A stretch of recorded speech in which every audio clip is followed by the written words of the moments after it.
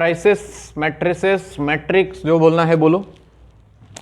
Determinant का भाई है ये, छोटा भाई नहीं बड़ा भाई है। डिटर्मिनेंट इसका एक पार्ट है, ऐसा बोल सकते हो, ठीक है।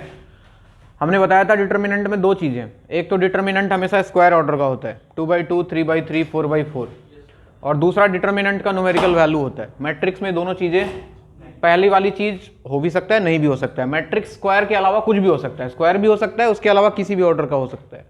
और दूसरा चीज, मैट्रिक्स का कोई भी न्यूमेरिकल वैल्यू नहीं होता, it is just an arrangement. लिखो, a matrix is just an arrangement, a matrix is just an arrangement only, it has no numerical value. A matrix is just an arrangement only, it has no numerical value like determinant, it has no numerical value like determinant, like determinant. आगे लिखो, a matrix can have any number of rows or any number of columns. A matrix can have any number of rows or any number of columns. A matrix can have any number of rows or any number of columns. ठीक है बात। Next लिखो, order, order of matrix. Matrix का order क्या होता है? जैसे determinants में होता था 2 × 2, 3 × 3, 4 × 4, यहां पे number of row multiplied by number of columns, ठीक है। अगर किसी मैट्रिक्स के पास m रो है, इफ अ मैट्रिक्स है, इफ मैट्रिक्स A, ऐसे लिख लो, लिखो, if matrix A, capital A, matrix को हमेशा कैपिटल लेटर से डिनोट करते हैं, ABC ऐसे। If matrix A has m number of rose, small m, if matrix A has m number of rows and n number of columns, m row n column, matrix A has m number of rows and n number of columns, then its order will be m multiplied by n, m into n बोल लो, m by n बोलो, जो बोलो, m multiplied by n, number of row multiplied by number of columns, और इसका symbol ये होगा A, इसके side में लिख देंगे m into n। तो इससे पता लग गया कि ये जो मैट्रिक्स है उसके पास m रो है और n कॉलम्स है। क्लियर है बात। फॉर एग्जांपल कोई मैट्रिक्स ले लिया हमने A, उसके अंदर हमने लिख दिया A B C D E F, कितने रो लिए? 2, कॉलम कितने लिए? 3, तो इसका ऑर्डर क्या बन जाएगा? 2 × 3, 3 × 2 नहीं, पहले रो फिर कॉलम, पहले हॉरिजॉन्टल लाइन फिर वर्टिकल लाइन, उल्टा मत लिख देना, 2 × 3। सही बात। नेक्स्ट हेडिंग लगाओ, types, types of matrices, types of matrices. Different different variety के मैट्रिक्स होते हैं, सबके बारे में एक बार पहले जान लो डेफिनेशन। सबसे पहला रो मैट्रिक्स, रो मैट्रिक्स नाम ही बता रहा है, एक ऐसा मैट्रिक्स जिसके पास एक ही रो हो, नंबर ऑफ कॉलम पे कोई रिस्ट्रिक्शन नहीं है, कितना भी हो सकता है, बट रो कितना होना चाहिए? एक। लिखो, matrix having only one row, matrix having only one row, matrix having only one row. For example B equal to, ऐसे लिख लो 1 2 3, देखो ये एक रो मैट्रिक्स है, रो एक है लेकिन कॉलम कितना है? 3, तो इसका ऑर्डर क्या होगा? 1 × 3। कुछ भी लिख सकते हो अपनी मर्जी से, कोई जरूरी नहीं है ये लिखना है। दूसरा है column matrix, column matrix, a matrix having only one column, column matrix में लिखे matrix having only one column, vertical line एक ही हो, हॉरिजॉन्टल कितना भी हो सकता है। For example C equal to, ऐसे लिख लो तुम 2 3 4 5, ये एक कॉलम मैट्रिक्स है जिसका ऑर्डर क्या बनेगा बताओ? 4 × 1। Third, null matrix, null matrix या फिर जीरो मैट्रिक्स, एक भी नहीं, ऐसा नहीं है, कितना भी हो सकता है। नल मैट्रिक्स का मतलब इसके सारे एलिमेंट्स क्या होंगे? 0, ठीक है। A matrix having all the elements 0, it can be of any order. A matrix having all the elements as zero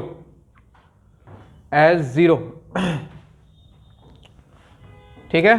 for example a equal to, ये लिख लिया हमने 0 0 0 0 0 0 0 0, ये एक नल मैट्रिक्स है बच्चों। इसका क्या होगा ऑर्डर बताओ? 2 into 4। कहीं कहीं इसको ऐसे 0 लिख देगा, अगर इक्वेशंस में कहीं यूज करेगा तो इसको 0 लिख देगा सीधा। तो ये 0 अगर कहीं लिखा है तो इसको तुम नल मैट्रिक्स समझोगे मैट्रिक्स इक्वेशन में, ठीक है। नेक्स्ट रो कॉलम नल, उसके बाद आ गया तुम्हारा rectangular matrix. Next is rectangular matrix. Rectangular matrix मतलब वो मैट्रिक्स जिसमें नंबर ऑफ रो और नंबर ऑफ कॉलम्स बराबर ना हो, ठीक है। ये सारे जितने भी लिखे हैं सारे रेक्टेंगुलर मैट्रिक्स के ही एग्जांपल्स हैं, ठीक है ना, जिसमें नंबर ऑफ रो और नंबर ऑफ कॉलम इक्वल ना हो। जिसमें इक्वल हो जाए वो स्क्वायर मैट्रिक्स। अगला आ जाएगा स्क्वायर मैट्रिक्स। तो इसमें लिख लो matrix in which number of row and number of columns are not equal. Matrix in which number of rows and number of columns are not equal. Matrix in which number of rows and number of columns are not equal. Example कुछ भी लिख लो अपनी मर्जी से। a equal to 1 2 3 4 5 6, यही example वापस से लिख सकते हो 2 into 3 ऑर्डर का। Number of row should not be equal to number of columns. Fifth है इसका बड़ा भाई छोटा भाई स्क्वायर मैट्रिक्स। ये इसका स्पेशल केस जो कि डिटर्मिनेंट से रिलेट करेगा, क्योंकि यहां पे नंबर ऑफ रो और नंबर ऑफ कॉलम क्या होंगे? बराबर होंगे। तो लिख लो matrix in which number of rows and number of columns are equal. Matrix in which number of rows and number of columns are equal. Number of rows and number of columns are equal.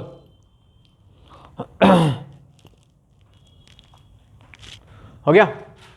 For example कुछ भी लिख लो आप, जैसे वही पुराना example अगर लिख दूं डिटर्मिनेंट वाला a11 a12 a13, symbol matrix का देख लेना, बस ये स्क्वायर ब्रैकेट टाइप का होता है। a21 a22 a23 a31 a32 a33, ये क्या 3x3 ऑर्डर का स्क्वायर मैट्रिक्स है ना। इसमें इसको क्या बोलते थे? देखो डिटर्मिनेंट का सारा कहानी अब आएगा। इसको बोलते हैं मेन डायगोनल या फिर लीडिंग डायगोनल, याद है? लीडिंग या फिर मेन डायगोनल। और इन सारे एलिमेंट्स को क्या बोलते थे? a11 a22 a33, इनको बोला जाता था main diagonal elements. Main diagonal elements जिनके लिए i इक्वल टू j हुआ करता था। तो ये वही पुराना कहानी। हाँ, इसमें एक नया चीज जरूर आएगा, ट्रेस।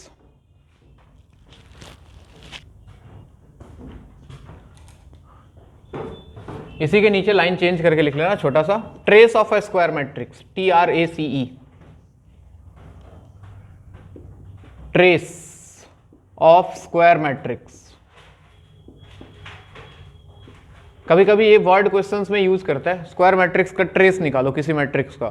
तो स्क्वायर मैट्रिक्स ये सिर्फ स्क्वायर मैट्रिक्स में होगा और किसी में नहीं होगा। ट्रेस का मतलब है मेन डायगोनल एलिमेंट्स का सम, ठीक है। तो लिख लो इसमें it is the sum of main diagonal elements, और इसका सिंबल है TR, ब्रैकेट में वो मैट्रिक्स। जैसे उस मैट्रिक्स के लिए अगर लिखूं तो trace of A equal to A11 plus A22 plus A33, जो भी स्क्वायर मैट्रिक्स है उसके मेन डायगोनल एलिमेंट्स का sum, that is known as trace of the square matrix. It is sum of main diagonal elements of square matrix. याद रहे main diagonal, leading diagonal, जब भी ये बात आएगा स्क्वायर मैट्रिक्स के लिए आएगा और किसी के लिए नहीं। बाकी में मेन डायगोनल नहीं होता है। तो it is the sum of main diagonal elements और leading diagonal elements of a square matrix, ठीक है। नेक्स्ट डायगोनल मैट्रिक्स, कितना नंबर आएगा? 6 नंबर। Diagonal matrix. अब इसके बाद जो भी आएगा सारा का सारा स्क्वायर मैट्रिक्स से रिलेटेड है, ठीक है। डायगोनल मैट्रिक्स की जब बात करेंगे तो एक ऐसा स्क्वायर मैट्रिक्स जिसमें मेन डायगोनल एलिमेंट्स को छोड़ के बाकी सारा एलिमेंट जीरो हो जाए। इमेजिन करो मेन डायगोनल नॉन जीरो हो, बाकी सब क्या हो जाए, जीरो हो जाए। लिखो a square matrix in which all the elements are zero except the main diagonal elements. A square matrix in which all the elements are zero except the main diagonal elements. All the elements are zero except the main diagonal elements. ठीक है, तो इसका symbol आप लिख लोगे, ये कुछ ऐसा होगा, यानी कि कोई मैट्रिक्स है, इसमें A11 0 0 0 A22 0 0 0 A33, कुछ इस तरह का matrix. Main diagonal non zero है, तो इसका सिंबॉलिक फॉर्म अगर लिखना चाहो तो Aij equal to 0 when i not equal to j and non zero when i equal to j। मतलब समझ में आ रहा है? जब डायगोनल एलिमेंट है तो नॉन जीरो होना चाहिए, बाकी की जगह पे जीरो होना चाहिए। ओके, अब इसमें एक सवाल जो आपसे पूछा जाएगा वो क्या बोलेगा कि एक डायगोनल मैट्रिक्स है थर्ड ऑर्डर का, उसमें नंबर ऑफ जीरोज कितने होंगे? हाँ जी, एक डायगोनल मैट्रिक्स है कितने ऑर्डर का? अरे थर्ड ऑर्डर का, उसमें नंबर ऑफ जीरोज कितने होते हैं? सर गिन के बता देंगे, 6 दिख रहा है। तो मैं बोलूंगा एक डायगोनल मैट्रिक्स है 10 ऑर्डर का, 10 बाई 10, नंबर ऑफ जीरो कितना होगा?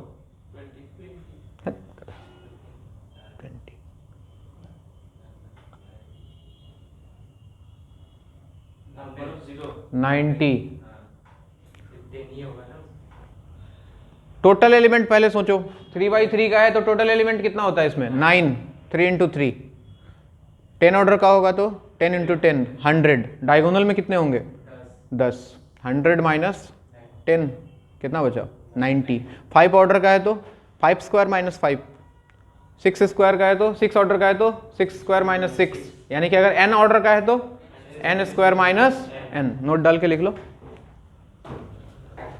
Number of zeros in a diagonal matrix of order n,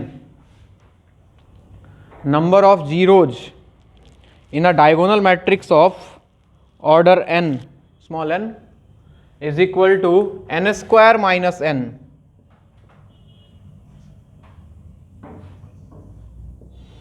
Number of zeros in a diagonal matrix of order n is equal to n square minus n. हो गया? Next, diagonal के बाद आता है इसका छोटा भाई scalar matrix. Scalar matrix,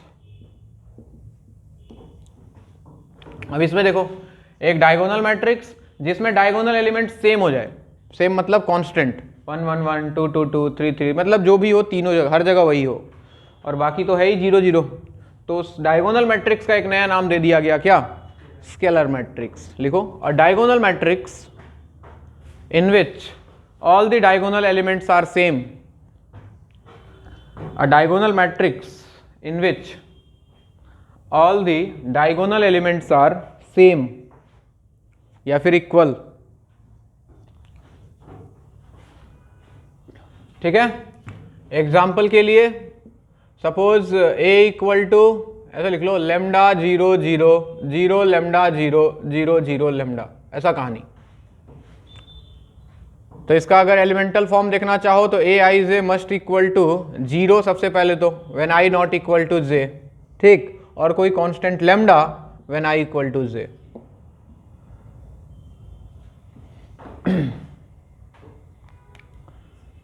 scalar matrix का छोटा भाई है आइडेंटिटी मैट्रिक्स।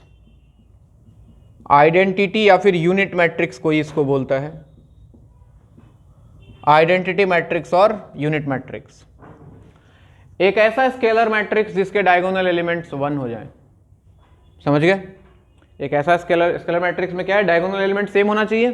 तो एक ऐसा स्केलर मैट्रिक्स जिसमें डायगोनल एलिमेंट क्या हो, 1, उसका नाम हो गया आइडेंटिटी मैट्रिक्स या फिर यूनिट मैट्रिक्स। लिखो, a scalar matrix in which all the diagonal elements are 1 ये सारे स्क्वायर मैट्रिक्स के पार्ट्स हैं, समझ में आ रहा है ना कहानी? हाँ, ये शुरू हुआ है कहानी स्क्वायर मैट्रिक्स से, उसके पार्ट्स हैं सारे। Scalar matrix in which all the diagonal elements are 1,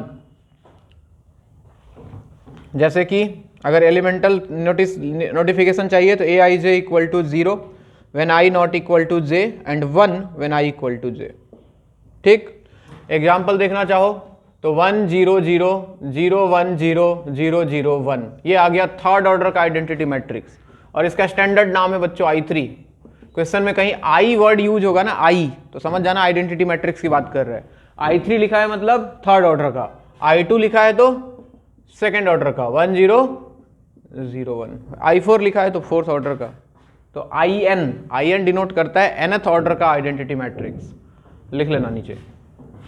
IN denotes identity matrix of order n by n, या फिर ऑर्डर n लिखना मतलब स्क्वायर है तो n बाई n अपने आप आ गया।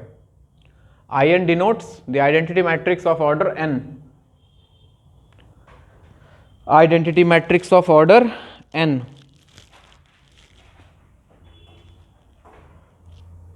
हो गया। Next is triangular matrix.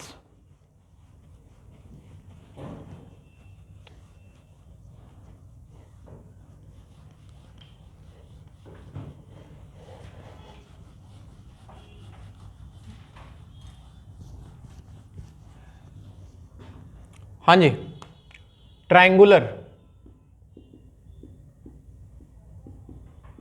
Matrix. Triangular matrix में बोला कि या तो मेन डायगोनल के या तो ऊपर का सारा एलिमेंट जीरो हो जाए, या तो मेन डायगोनल के नीचे का सारा एलिमेंट जीरो हो जाए, तो इनको बोलते हैं हम ट्रायंगुलर मैट्रिक्स। अगर ऊपर का सारा जीरो हो गया इसको बोलते हैं लोअर ट्रायंगुलर, अगर नीचे का सारा जीरो हो गया इसको बोलते हैं अपर ट्रायंगुलर। तो ट्रायंगुलर मैट्रिक्स दो तरह के होते हैं, ठीक है? लिखो, a square matrix in which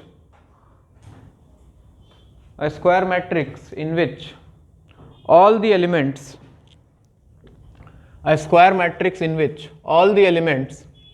above or below the main diagonal, a square matrix in which all the elements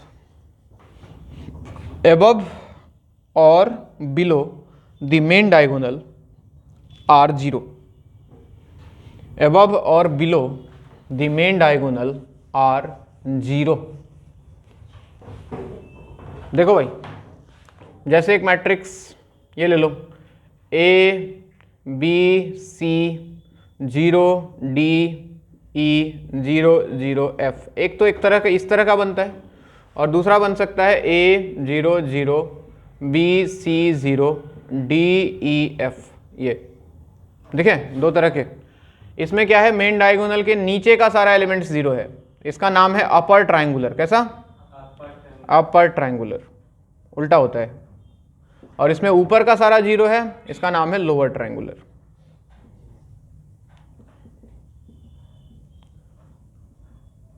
ऊपर और नीचे का पूरा एलिमेंट जीरो होना चाहिए, इनके अलावा इसमें से भी कोई जीरो हो सकता है। समझ रहे हो ना बात? कंडीशन है कि मेन डायगोनल के ऊपर सारा जीरो होना चाहिए। उसने ये नहीं बोला कि इनके बारे में क्या होना चाहिए, नॉन जीरो। ऐसा कुछ लिखा है क्या कि remaining element should be non zero? नहीं, इनमें से भी कोई जीरो आ सकता है, लेकिन अगर ट्रायंगुलर बनना है तो या तो ऊपर या तो नीचे पूरा जीरो होना चाहिए। ठीक? अब इसमें सवाल पूछेगा, बताओ minimum number of zero in third order of triangular matrix. 3 है ना? आपसे पूछ दे minimum number of zero in 10 order of triangular matrix.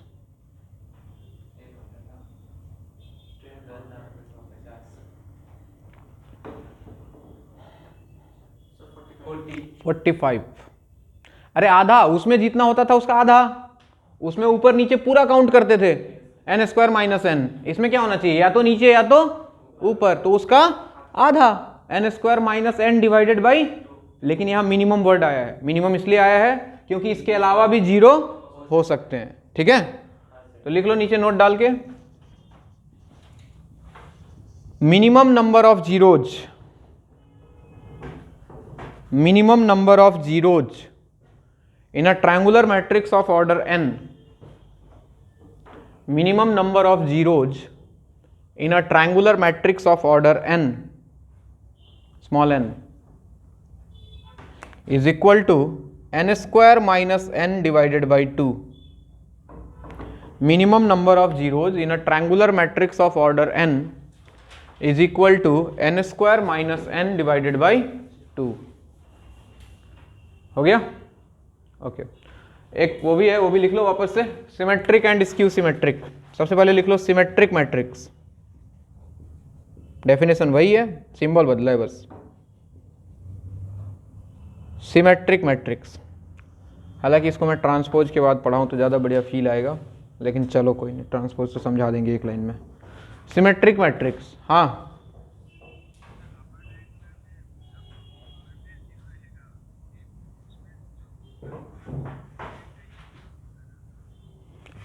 ये पूरा बच्चे इसको बोलते हैं मिनिमम। ये 3 जीरो होना ही चाहिए, इसके अलावा कुछ और भी हो सकता है, but minimum is this 3 must be 0। हाँ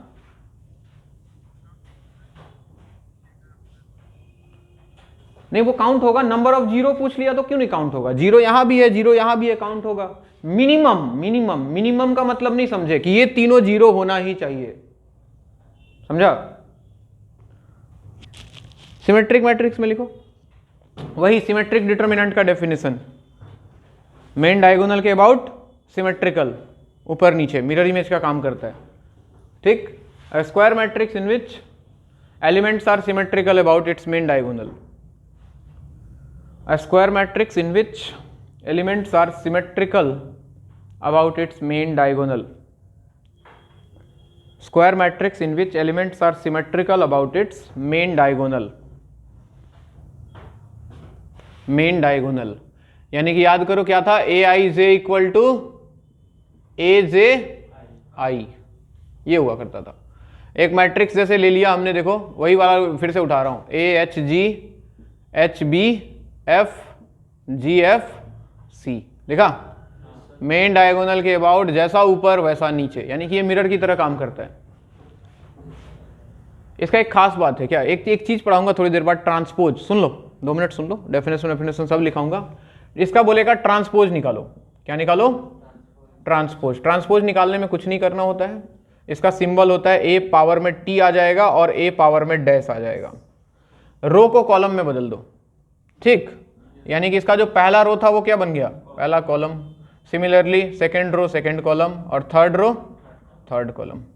देखो जरा इसका ट्रांसपोज और ये क्या दोनों सेम ही दिख रहा है? ये इसका एक दूसरा प्रॉपर्टी होता है सिमेट्रिक मैट्रिक्स का, कि मैट्रिक्स जो है वो बराबर होता है अपने ट्रांसपोज के। लिखो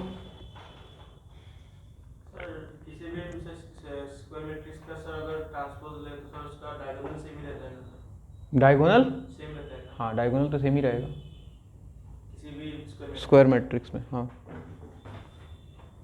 अरे स्क्वायर मैट्रिक्स में हमने ये भी पढ़ा है कि रो और कॉलम को इंटरचेंज कर दें तो वैल्यू पे कोई फर्क नहीं पड़ता है, पढ़ा है ना?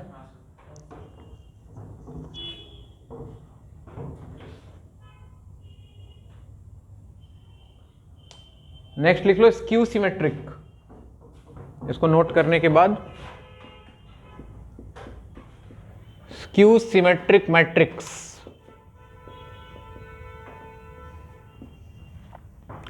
Skew symmetric matrix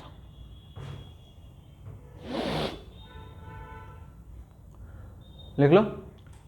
square matrix in which main diagonal elements are 0, square matrix in which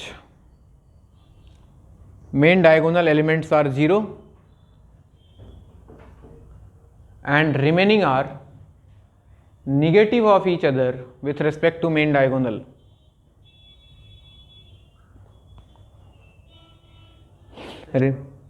Square matrix in which main diagonal elements are 0 and remaining are negative of each other with respect to main diagonal.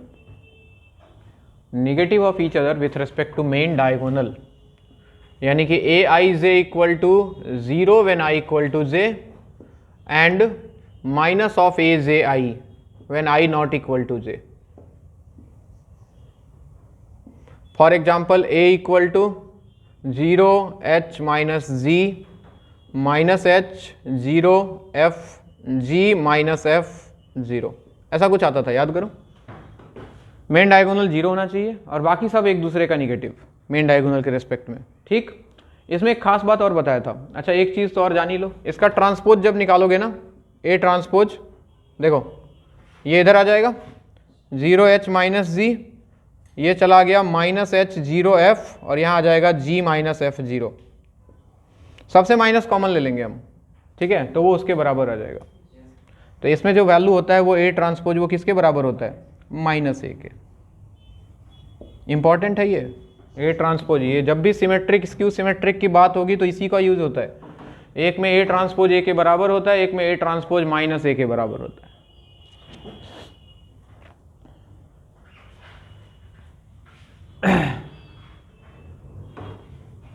और एक खास बात बताया था determinant में, symmetric matrix का determinant, sorry skew symmetric matrix का determinant, skew symmetric matrix का डिटर्मिनेंट, सॉरी मतलब चलो डिटर्मिनेंट बताओ ना, स्क्यू सिमेट्रिक डिटर्मिनेंट का वैल्यू जब ऑड ऑर्डर का होता है, वेरी गुड, और जब इवन ऑर्डर का होगा तो परफेक्ट स्क्वायर होता है, बहुत बढ़िया। तो अगर इस मैट्रिक्स का डिटर्मिनेंट निकालें तो वापस से वही कहानी, लिख लो नीचे नोट डाल के,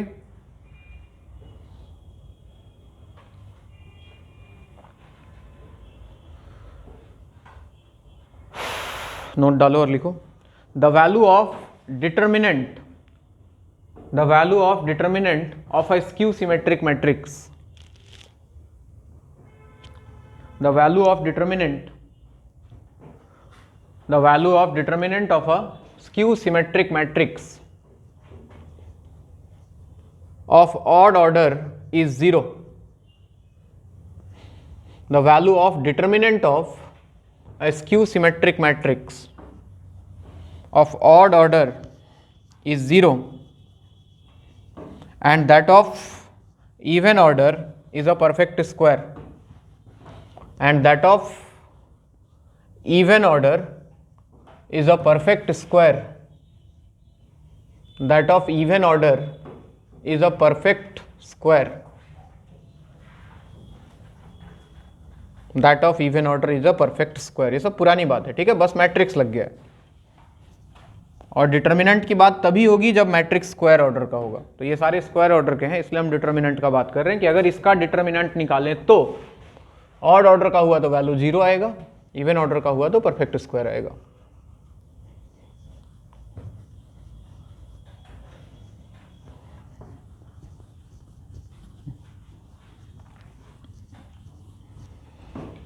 ठीक है बात यहां तक।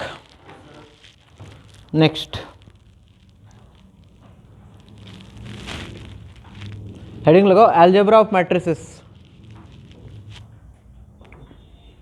Algebra of matrices. Algebra of complex number पढ़ रहे थे हम लोग लास्ट क्लास, वैसे अलजेब्रा ऑफ मैट्रिसेस है addition subtraction of two matrices. सबसे पहले एडिशन और सब्सट्रैक्शन ऑफ मैट्रिसेस, दो मैट्रिक्स का एडिशन, दो मैट्रिक्स का सब्सट्रैक्शन। सबसे पहला चीज जो है ये पॉसिबल तभी है जब दोनों का ऑर्डर सेम होना चाहिए, ऑर्डर नहीं है इक्वल तो ये ऐड हो ही नहीं सकता, एक 2 का ऑर्डर का, एक 2/2 का, एक 3/3 का, ऐड नहीं होगा आपस में, ठीक है। तो लिख लो it is possible only when order of matrices are same, it is possible only when order of matrices are same, order of matrices are same। और ऐड सब्ट्रैक्ट कैसे करते हैं, कॉरस्पॉन्डिंग एलिमेंट्स को ऐड कर देते हैं या फिर कॉरस्पॉन्डिंग एलिमेंट्स को सब्ट्रैक्ट कर देते हैं। लिख लो टू ऐड और सब्ट्रैक्ट, टू ऐड और सब्ट्रैक्ट मैट्रिसेस, टू ऐड और subtract matrices, add or subtract their corresponding elements, to add or subtract matrices, add or subtract their corresponding elements, add or subtract their corresponding elements, हो गया। जैसे एक matrix है बच्चों, ऐसा matrix है 2 3 4 5 6 7 और एक दूसरा मैट्रिक्स है B -1 0 6 2 -4 3। इनको ऐड करना है या सब्ट्रैक्ट करना है, तो पहला चीज ख्याल रखो क्या दोनों का ऑर्डर सेम है? यस, तो इनको ऐड और सब्ट्रैक्ट किया जा सकता है। जैसे A प्लस B अगर निकालना है, मैट्रिक्स प्लस मैट्रिक्स एक नया मैट्रिक्स मिलेगा जिसके एलिमेंट्स इनके कॉरस्पॉन्डिंग एलिमेंट्स का सम 2 plus -1 1 3 plus 0 3 4 plus 6 10 5 plus 2 7 6 -4 2 7 plus 3 10, और ये भी सेम ऑर्डर का मिलता है जिस ऑर्डर का दोनों मैट्रिक्स था। सब्ट्रैक्ट करना है तो वही कहानी, कॉरस्पॉन्डिंग एलिमेंट्स को सब्ट्रैक्ट 2 -+ प्लस 1 3 3 -0 3 4 -6 -2 5 -2 3 6 -2 4 7 -3 4, और इसका भी ऑर्डर सेम। तो ऐड और सब्ट्रैक्ट करने के लिए ऑर्डर देख लो, पहले सेम है तो ऐड कर दो, सब्ट्रैक्ट कर दो, जो मिलेगा मैट्रिक्स नया वो भी सेम ऑर्डर का मिलेगा जिस ऑर्डर के बाकी दोनों थे जिसको आप ऐड या सब्ट्रैक्ट कर रहे थे। ठीक है बात। Next is multiplication of a matrix bye a scalar. Multiplication of a matrix bye a scalar या फिर बाय अ कांस्टेंट, कुछ भी लिख लो, स्केलर लिख देता हूं। Multiplication of a matrix bye a scalar, किसी मैट्रिक्स को किसी कांस्टेंट से मल्टीप्लाई करना। ठीक, डिटर्मिनेंट में याद करो किसी कांस्टेंट से मल्टीप्लाई करते थे तो या तो किसी रो में जाएगा या तो किसी कॉलम में जाता था। मैट्रिक्स में ऐसा नहीं है, मैट्रिक्स में किसी कांस्टेंट से मल्टीप्लाई होने का मतलब सारे एलिमेंट में जाना, हर एलिमेंट के साथ। यानी कि मैट्रिक्स से कोई चीज कॉमन तभी निकाल सकते हैं जब वो पूरे एलिमेंट के साथ होगा, डिटर्मिनेंट की तरह नहीं, किसी रो से निकाल लिया किसी कॉलम से निकाल लिया, ऐसा यहां नहीं होता है। अगर कोई मैट्रिक्स है तुम्हारे सामने A B C D E F और मुझे इसको मल्टीप्लाई करना है 2 से, 2A का वैल्यू निकालना है, तो ये 2 अंदर जाके सबको मल्टीप्लाई करेगा, 2A 2B 2C 2D 2E 2F। बात समझ में आ रही है ना? तो कोई बोले कि यहां से कुछ कॉमन निकालना है, तो देखो पहले वो सारे एलिमेंट के साथ है कि नहीं है, तो बाहर निकाल लो, नहीं है तो मत निकालो। ठीक, डिटर्मिनेंट में ऐसा नहीं, 4 आ जाता, डिटर्मिनेंट ये है ही नहीं। चलिए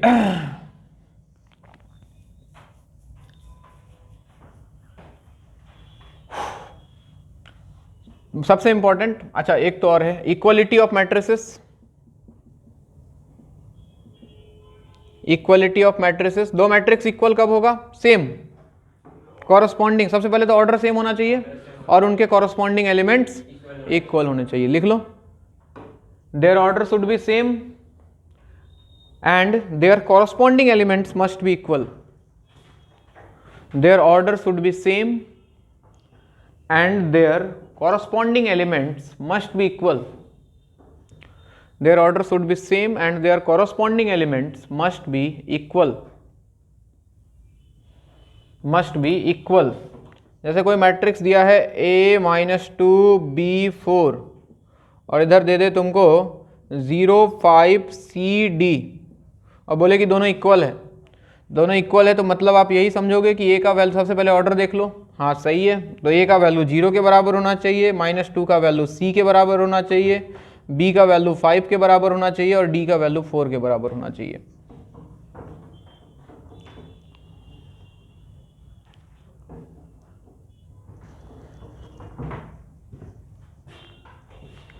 क्या हुआ? हाँ खुश हो रहा है तू?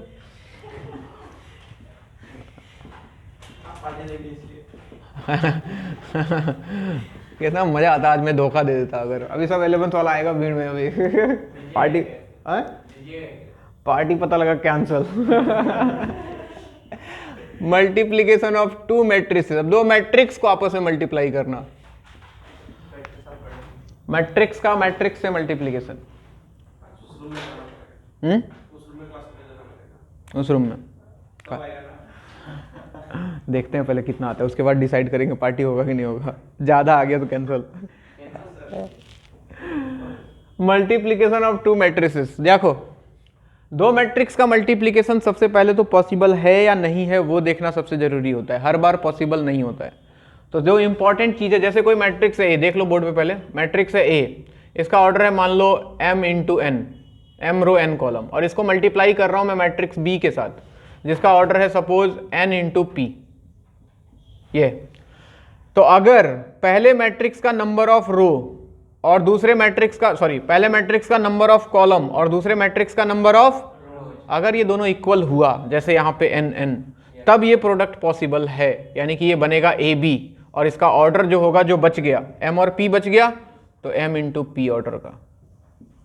मैं लिखा दूंगा, रुक जाओ एक मिनट। तो फॉर एग्जाम्पल किसी ने बोला कि एक मैट्रिक्स है सर 2/2 का, ठीक है ना, और इसको मल्टीप्लाई कर रहा हूं, b एक मैट्रिक्स है सपोज 3/2 का, क्या मल्टीप्लीकेशन पॉसिबल है? अरे गधे, number of column number of row बराबर है क्या? पॉसिबल नहीं है ये, समझे बात? ऐसा देख के लगता है हाँ ठीक ही तो है। एक मैट्रिक्स है 3/3 का और b एक मैट्रिक्स है सपोज 3/4 का, क्या मल्टीप्लीकेशन पॉसिबल है? नहीं नहीं, जो बोल रहा हूं वही लेना है, पहले का कॉलम और दूसरे का रो बराबर होना चाहिए, अपनी मर्जी से नहीं। तो देखो यहां बराबर है ना, तो ये मैट्रिक्स बनेगा ए बी और उसका ऑर्डर क्या मिलेगा? 3 इंटू 4। ठीक, वैसे एक मैट्रिक्स आ जाता है सपोज 2 इंटू 3 और एक मैट्रिक्स आ जाता है बी 2 इंटू 3, बताओ मल्टीप्लीकेशन पॉसिबल होगा? नहीं, नॉट पॉसिबल। एक मैट्रिक्स आ जाता है 3 इंटू 3 और एक मैट्रिक्स आ जाता है बी 3 इंटू 3, पॉसिबल है? यस, एक मैट्रिक्स बनेगा ए बी जिसका ऑर्डर भी क्या होगा? 3 इंटू 3। लिखो, पहले एक लाइन लिखो फिर ये लिखना।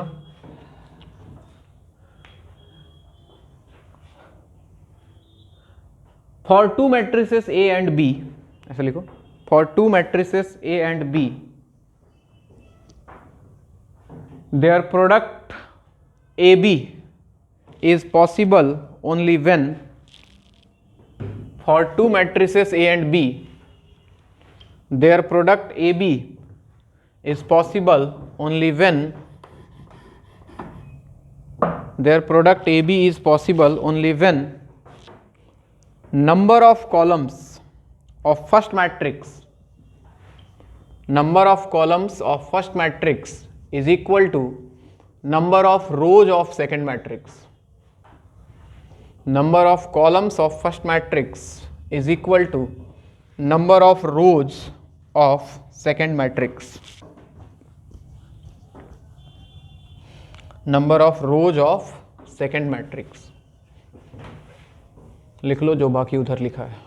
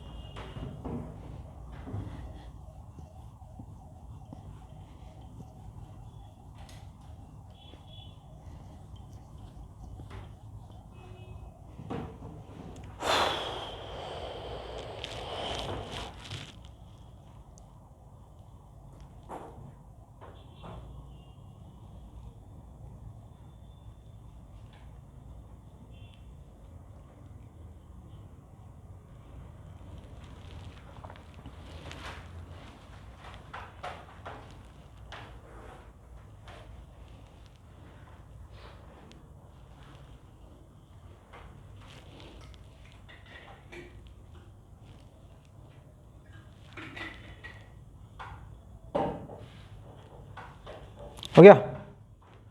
अब देखो मल्टीप्लाई करना कैसे, अगर प्रोडक्ट पॉसिबल है तो मल्टीप्लाई, जैसे एक मैट्रिक्स है तुम्हारे सामने suppose A B C D, इसको तुम मल्टीप्लाई कर रहे हो मैट्रिक्स बी के साथ जिसमें है पी क्यू आर एस, इसके साथ मल्टीप्लाई करना है तुमको, ए बी निकालना है, बताओ प्रोडक्ट पॉसिबल है क्या? Yes sir. मेथड जो फॉलो करते हैं यहाँ पे हम रो टू कॉलम, क्या करते हैं? रो टू कॉलम, यानी कि पहले मैट्रिक्स का रो उठाना है और दूसरे मैट्रिक्स का कॉलम, और कॉरस्पॉन्डिंग मल्टीप्लाई करके जैसे किया करते थे डिटर्मिनेंट में, सेम कहानी, a p plus b r, फिर first row second column a q plus b s, फिर second row first column c p plus d r, and second row second column c q plus d s. तो ये नया matrix बन गया जिसका order है 2/2। ठीक, row two column first row first column, first row second column, first row third column, अगर 3x3 है तो जो भी हो, रो टू कॉलम हमेशा। इसकी कुछ प्रॉपर्टीज हैं, जैसे डिटर्मिनेंट में हुआ करता था वैसे यहां भी है। पहला प्रॉपर्टी बोलता है कि सबसे पहली बात कि A B is not equal to B A. Generally कहीं गलती से आ जाए तो अलग बात है, जनरली ये बराबर ए को बी से मल्टीप्लाई करना और बी को ए से मल्टीप्लाई करना सेम चीज है क्या? नहीं, क्योंकि हमें देखना पड़ेगा ए का, इसमें देखना होगा ए का नंबर ऑफ कॉलम और बी का नंबर ऑफ रो, जबकि इसमें उल्टा है, इसमें देखना होगा बी का नंबर ऑफ कॉलम और ए का नंबर ऑफ रो, पहले का कॉलम और दूसरे का रो। तो ये दोनों बराबर हो कोई जरूरी नहीं है, ऐसा भी हो सकता है ये एग्जिस्ट करे ये एग्जिस्ट ना करे, इसलिए कंफ्यूज नहीं होना है, पहली बात। दूसरा a इंटू बी सी, हाँ इसको जरूर आप लिख सकते हो, फाइनल रिजल्ट सेम आता है ए बी इंटू सी, पहले ए बी सी को करो या पहले ए बी को करो। तीसरा डिस्ट्रीब्यूटिव लॉ को ये फॉलो करता है, बिल्कुल करता है, a into B plus C equal to आप लिख सकते हो ए बी प्लस ए सी, होता है ऐसा। चौथा बोलता है आइडेंटिटी मैट्रिक्स। आइडेंटिटी मैट्रिक्स याद है? अगर किसी मैट्रिक्स को आइडेंटिटी मैट्रिक्स से मल्टीप्लाई कर दिया जाए या आइडेंटिटी मैट्रिक्स को उस मैट्रिक्स से मल्टीप्लाई कर दिया जाए, रिजल्ट पे कोई फर्क नहीं पड़ेगा, वापस से वही मैट्रिक्स मिलेगा हमें। ए आई इंटू या फिर आई ए करो, वैल्यू इज ए। नेक्स्ट, अगर कहीं लिखा हुआ है ए इंटू बी इक्वल टू 0, दो मैट्रिक्स का प्रोडक्ट 0, दो मैट्रिक्स का प्रोडक्ट 0, ये 0 नल मैट्रिक्स है। ये 0 क्या डिनोट कर रहा है? बोला था मैट्रिक्स इक्वेशन में अगर 0 आए तो नल मैट्रिक्स, यानी कि सारे एलिमेंट इसके 0। अगर बोलता है कि दो मैट्रिक्स का प्रोडक्ट अगर नल मैट्रिक्स आ जाए, इसका मतलब हम लोग जनरली क्या पढ़ रहे हैं आज तक, इसका मतलब है कि आइदर ए इक्वल टू 0 और बी इक्वल टू 0। ऐसा जरूरी नहीं है, इसको काट देना ऐसे लिख के, ऐसा कोई जरूरी नहीं है। मैट्रिक्स में, मैट्रिक्स में दो नॉन जीरो मैट्रिक्स का प्रोडक्ट भी 0 आ सकता है, कोई जरूरी नहीं है कि एक 0 ही हो। फॉर एग्जाम्पल एक मैट्रिक्स ले लो 5 0 0 0 और इसको मल्टीप्लाई कर रहा हूँ 0 0 0 5 से, देखो तो दोनों नॉन जीरो मैट्रिक्स है ना, नल मैट्रिक्स है क्या कोई? नहीं। मल्टीप्लाई करके देखो, बताओ जरा, first row first column, first row second column, second row first column, second row second column, आ तो गया नल मैट्रिक्स। तो दो नॉन जीरो मैट्रिक्स का प्रोडक्ट भी एक जीरो मैट्रिक्स निकल के आ सकता है, इसलिए इसको काट दिया गया कि ऐसा जरूरी नहीं है। ठीक है, लिख लेना नीचे। हैं? इसका मतलब है कि कोई एक 0 हो, इसका जरूरत नहीं है, ऐसा कोई जरूरी नहीं है कि कोई एक 0 हो तभी प्रोडक्ट 0 आएगा। It can be 0 matrix when matrix are, both the matrix are non zero matrix. नीचे लिख लो, इसके नीचे, product of two non zero matrices may result a zero matrix. Product of two non-zero matrices may results a zero matrix. Product of two non-zero matrices may results in a zero matrix. May results a zero matrix.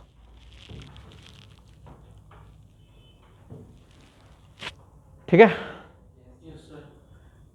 Next लिखो 6 point में, integral powers, integral powers of a square matrix. Integral powers of a square matrix, किसी square matrix का integral power लगाया जाए तो क्या कहानी होगा?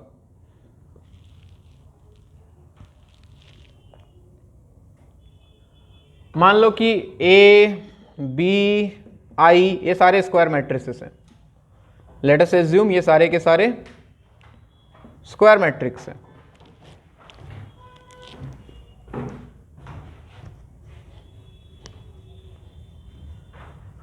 आज अगला क्लास 3:30 से है ना?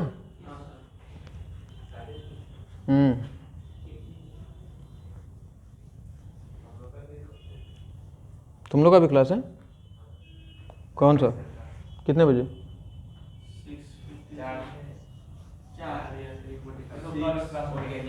4 बजे कौन सा क्लास है? अकेले पढ़ता है क्या? 12th का 4 बजे से? 4 बजे से मान लो कि ए बी और आई स्क्वायर मैट्रिक्स है, तो प्रॉपर्टी बोलता है बच्चों कि अगर किसी मैट्रिक्स स्क्वायर मैट्रिक्स का पावर 2 हो, इंटीग्रल पावर, तो इसका मतलब होता है ए इंटू ए। क्या मतलब होता है कि इस मैट्रिक्स को 2 बार खुद से ही मल्टीप्लाई किया गया है। हाँ ठीक है, दीजिए 5 मिनट छोड़ते हैं बस। इसका मतलब है ए इंटू ए। कहीं लिखा हुआ है ए क्यू, इसका मतलब है ए मैट्रिक्स कितनी बार मल्टीप्लाई हो रहा है, 3 बार। कहीं लिखा हुआ है ए टू द पावर 4, इसका मतलब ए ए ए ए। बात समझ आ रही है? पक्का? अच्छा, दूसरी बात, अगर कोई आइडेंटिटी मैट्रिक्स है स्क्वायर ऑर्डर का, इसका स्क्वायर करोगे तो आई इंटू आई, वापस से क्या मिलेगा, आई मिलेगा। आई क्यू कर दोगे तब भी क्या मिलेगा, आई मिलेगा। बात समझ में आ रहा है ना? आई पावर एन, कोई भी इंटीग्रल पावर लगा दो, वैल्यू क्या आएगा, आई आएगा। तीसरा, एक मैट्रिक्स है ए, पावर है एम, दूसरा मैट्रिक्स है बी, पावर ए ले लो इसको भी, ए, और इसका इंटीग्रल पावर कुछ एन है, तो इसको हम लिख सकते हैं ए टू दी पावर क्या, एम प्लस एन। बात समझ आ रही है? अगर कोई मैट्रिक्स है ए पावर एम है, एक और इंटीग्रल पावर पूरे का आ जाए एन, हम इसको क्या लिख सकते हैं, ए पावर एम एन लिख सकते हैं। नॉर्मल रूल फॉलो करते हैं अगर स्क्वायर मैट्रिक्स और पावर इंटीजर हो तो। ठीक है बात? और लिखूं, ए प्लस बी, दो मैट्रिक्स का सम का होल स्क्वायर। देखो जनरली रिजल्ट क्या होता है, A square plus 2ab plus B square, लेकिन यहां नहीं होगा। इसका मतलब है मैट्रिक्स में ए प्लस बी का प्रोडक्ट किसके साथ, ए प्लस बी के साथ। क्या होगा बताओ, ए स्क्वायर, ए बी, बी ए और बी, ये आएगा रिजल्ट। ए बी और बी ए बराबर होता है क्या, नहीं, बराबर नहीं होता तो ऐड होगा ही नहीं है, ये ऐसे रहेगा। अगर कहीं लिखा हुआ है A square, sorry, A plus B into A minus B, क्या होगा, A square minus A B plus B A minus, ये रिजल्ट आएगा। बात समझ आ रहा है? अगर इसका वैल्यू बोल दे कि A square minus B square के बराबर है, ये तभी पॉसिबल है जब ए बी और बी ए क्या हो जाए, इक्वल हो जाए। ए बी और बी ए क्या हो जाए, इक्वल हो जाए। तो ये कहीं साइड में जरूर लिख लेना, ये पूछा हुआ है ए ट्रिपल ई में कि A plus B into A minus B equal to दे दिया कि A square minus B square है, देन 4 ऑप्शन दे दिया। ऑप्शन कुछ नहीं, बस ये तभी पॉसिबल है जब ए बी और बी ए क्या होगा, इक्वल होगा, तभी तो कैंसिल होगा। ये पूछा हुआ है, ए ट्रिपल ई का सवाल है ये। ठीक है, तुम्हारा आज के लिए इतना ही।